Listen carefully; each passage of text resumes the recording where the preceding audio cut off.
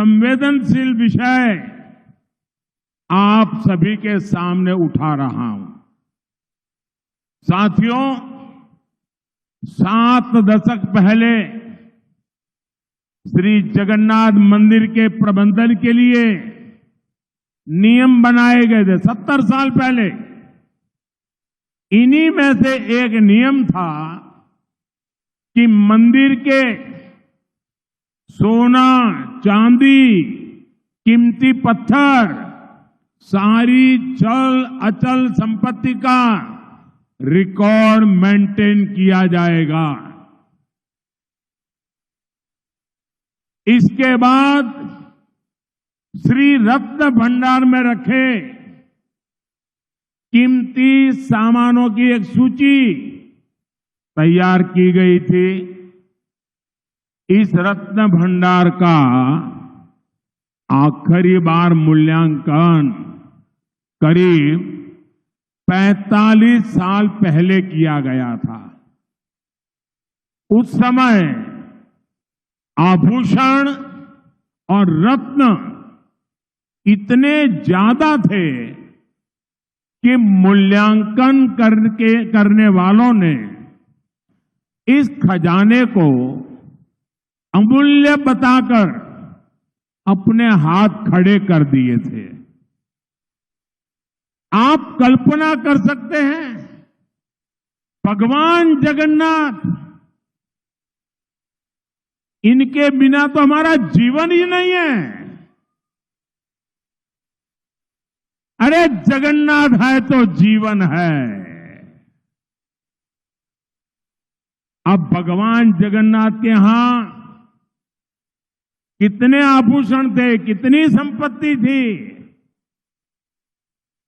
आधिकारिक रूप से श्री रत्न भंडार पिछले करीब 40 साल से खुला नहीं है, लेकिन अब तो मैं देश को बताने जा रहा हूं। वो जानकर पूरे देश के लोग भी हैरान हो जाएंगे। श्री जगन्नाथ मंदिर के श्री रत्न भंडार के गर्भगृह के आंतरिक कक्ष की चाबियां पिछले 6 साल से लापता है।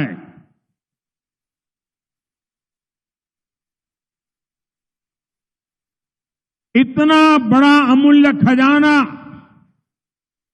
जो भगवान जगन्नाथ के ताबे में है, आप उसको भी संभाल नहीं पाए, चाबी खो गई।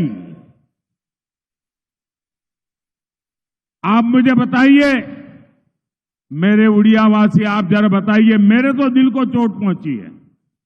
मैं आपको पूछता हूं, और आज पूरे देश को चोट पहुंच रही है जब सुनेंगे तो। क्या आपको ये जानने का अधिकार है कि नहीं है कि चाबियां कहां गई? ये जानने का अधिकार है कि नहीं है? हर देशवासी को पता चलना चाहिए कि नहीं चलना चाहिए? हर उड़िया को पता चलना कि नहीं चाहिए? भगवान जगन्नाथ के हर भक्त को पता होना चाहिए कि नहीं होना चाहिए? चाबी चली गई, किसके पास गई? क्या वो खोलता है, बंद करता है, क्या करता है? और फिर राज्य सरकार में जब तूफान खड़ा हो गया तो क्या कहते हैं? राज्य सरकार कहती है कि रत्न भंडार की डुप्लीकेट चाबियां मिली है। अब सवाल उठता है, ये डुप्लीकेट चाबियां क्यों बनाई गई? क्या डुप्लीकेट चाबियों से ये रत्न भंडार रातों में कोई खोलता था क्या? क्या डुप्लीकेट चाबियों से ये उत्तम भगवान के आभूषण चोरी होते थे क्या? कहीं और लापता होते थे क्या? क्या होता था? डुप्लीकेट चाबी वाला मामला, चाबी खो जाना गंभीर है, डुप्लीकेट चाबी उससे भी गंभीर है। इस मामले की जांच राज्य सरकार ने एक आयोग को सौंपी थी, लेकिन वो रिपोर्ट आज तक उड़ीसा सरकार ने सार्वजनिक नहीं की है। भारतीय जनता पार्टी अब पूरे भक्तिभाव से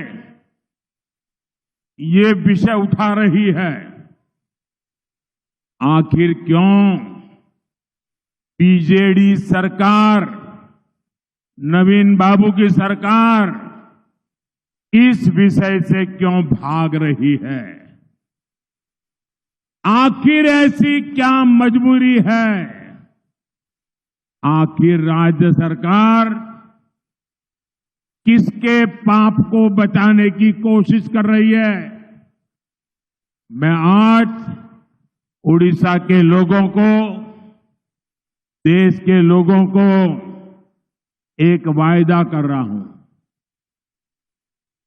राज्य के अंदर भाजपा सरकार बनने के बाद श्री रत्न भंडार की पारदर्शिता को, प्रतिष्ठा को फिर से स्थापित किया जाएगा।